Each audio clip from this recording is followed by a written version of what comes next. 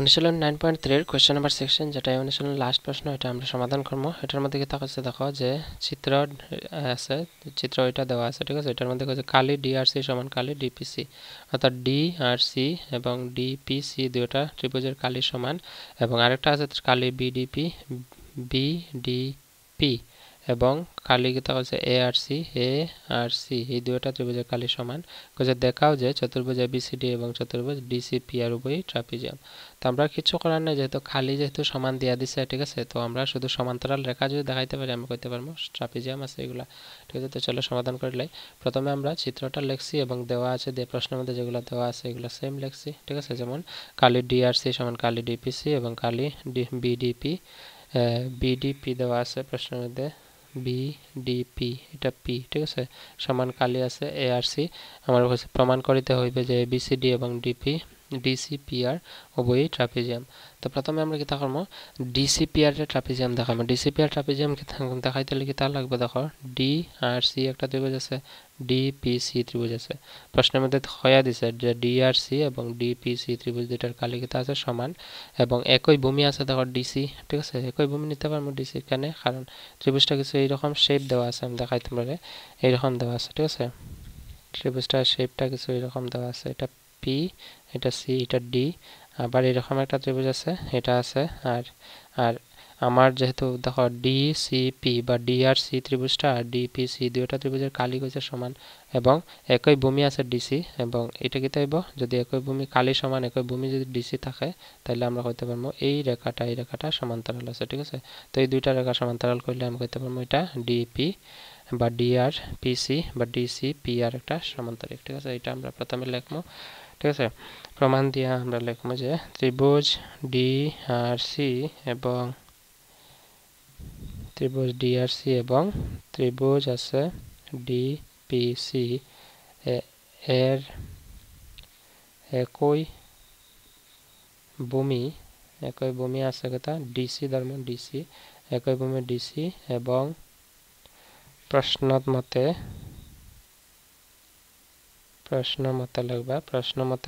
কিতা দেওয়া আছে যে কালি ডিআরসি সমান কালি ডিপিসি।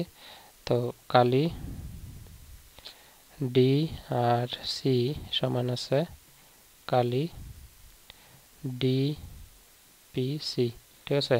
অতএব দিয়ে লিখবো যে দুইটা যদি একই ভূমি ডিসি আছে আর খালি যেহেতু দুইটা সমান, অতএব দিয়ে লিখবো যে ডিসি সমান পিআর, ঠিক আছে। ডিসি সমান পিআর বলতে ডিসি সমান্তরাল টু পিআর হইবে, ঠিক আছে। এই দুইটা রেখা সমান্তরাল, যদি সমান্তরাল হয় কালি সমান হয় একই ভূমি হয় তাহলে আমি কইতে পারবো যে অতএব দেয়া যায় ডিসিপি, প্রথম ডিসিপি আর একটি সমান্তরিক। তো প্রথম প্রমাণ আমরা করে লইছি, ঠিক আছে। প্রথমটা আমরা প্রমাণ হয়ে গেল, পি আর বিডি প্রমাণ হয়ে গেল, মানে আমি অসমীয়া কইলাম প্রমাণ হয়ে গেল, হয়ে গেছে, আমরা অসমীয়া কয় হয়ে গেল, হিন্দিতে কয় হো গিয়া, ইংলিশে কয় অ্যাকমপ্লিশড বা কমপ্লিট, ঠিক আছে। যাই হোক, আমরা প্রথম প্রুফটা কমপ্লিট হয়ে গেছে।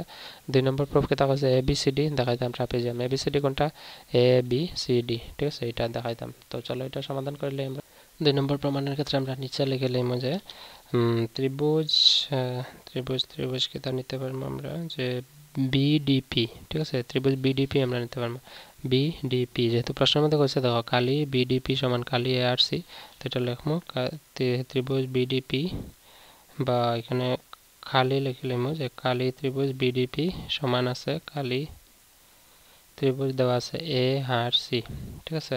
তো উভয় পক্ষ থেকে আমরা একটা জিনিস মাইনাস করতে পারবো, ঠিক আছে। দেখো বিডিপি থেকে আমরা যদি ডিপিসি মাইনাস করি, এই ত্রিভুজটা যে মাইনাস করে দিই কেটা পাইমো বিডিসি পাইমো, ঠিক আছে। কেটা হচ্ছে দেখো বিডিপি থেকে আমি যদি ডিপিসি মাইনাস করি, এই ত্রিভুজটা মাইনাস করে আমি কেটা পাইমো বিডিসি পাইমো। ঠিক একই রকম ভাবে আমি যদি এসি আর থেকে হয় যে এসি আর আছে, এসি আর থেকে যদি আমি ডিপিসি মাইনাস করি, কেন ডিপিসি মাইনাস করবো, আমরা নিয়মিত মাইনাস করতে লাগবো ডিসিআর, ঠিক আছে। তো ডিসিআর আর ডিপিসি যেহেতু সমান, প্রশ্নের মধ্যে কইছে না ডিআরসি ডিসিপি সমান, তো আমি ডিপিসি বদলা আমি ডিআরসি লিখতে পারি, আর ডিআরসি এখানে মাইনাস করার কথা ডিআরসি ত্রিভুজটা এসি আর থেকে মাইনাস করলে আমি পাইমো এডিসি, ঠিক না। তো আমি এডিসি পাইতে হলে আমি মাইনাস করবো ডিপিসি এইখানে, কারণ ডিপিসি ত্রিভুজ সমান দেওয়া আছে ডিআরসি, ঠিক আছে। ডিআরসি মাইনাস না করে আমি ডিপিসি মাইনাস করবো। তো এটা আমি এখানে প্রমাণ লিখবো যে এখানে লিখবো যে ইমপ্লাইজ দিলাম, ইমপ্লাইজ দিয়ে লিখবো কালি ত্রিভুজ লাগতো না, ত্রিভুজ সিম্বল না দিলে হইবা, ঠিক আছে। ত্রিভুজ দিলে লম্বা হয়ে যায়, আমি লিখতাম না যে ডি বি ডিপি মাইনাস করবো কালি ডিপিসি, ঠিক আছে। কালি বিডিপি থেকে মাইনাস করবো কালি ডিপিসি সমান কালি এআরসি থেকে আমরা মাইনাস করে দেবো কালি কেটা মাইনাস করতাম ডি আর সি মাইনাস করবো, ঠিক আছে। আমরা লিখবো ডি আর সি। অতটুকু ক্লিয়ার বুঝছো তোমরা? ডি আর সি। এখন দেখো এখানে দেখো কালি বিডিপি, কালি বিডিপি কোনটা বিডিপি, এটা থেকে মাইনাস কেটা করতে কালি ডিপিসি, তো ডিপিসি মাইনাস করলে থাকবো কেটা বিডিপি, বিডিসি থাকবে, ঠিক আছে। আমরা লিখবো এখানে কালি বিডিসি, ঠিক আছে, সমান এখানে কালি আছে কালি এআরসি, এআরসি এখানে মাইনাস কালি ডিআরসি, ওই যে ডিআরসি কালি দেওয়া আছে, এই ডিআরসি কালির বদলে আমরা ওই যে ডিআরসির বদলে কেটা লিখতে পারি ডিপিসি, তো এখানে লিখবো মাইনাস কালি ডিপিসি, ঠিক আছে। এখন দেখো এখানে তো কালি ডি বি ডিসি আমরা পাইলেছি ইকুয়াল টু কালি এআরসি থেকে আমি যে কালি ডিপিসি মাইনাস করে ওই যে কালি এআরসি থেকে আমি ডিপিসি বলতে ডিআরসি যে মাইনাস করে কেটে পাইবো এডিসি, ঠিক আছে। আমরা লিখবো কালি এডিসি, ঠিক আছে।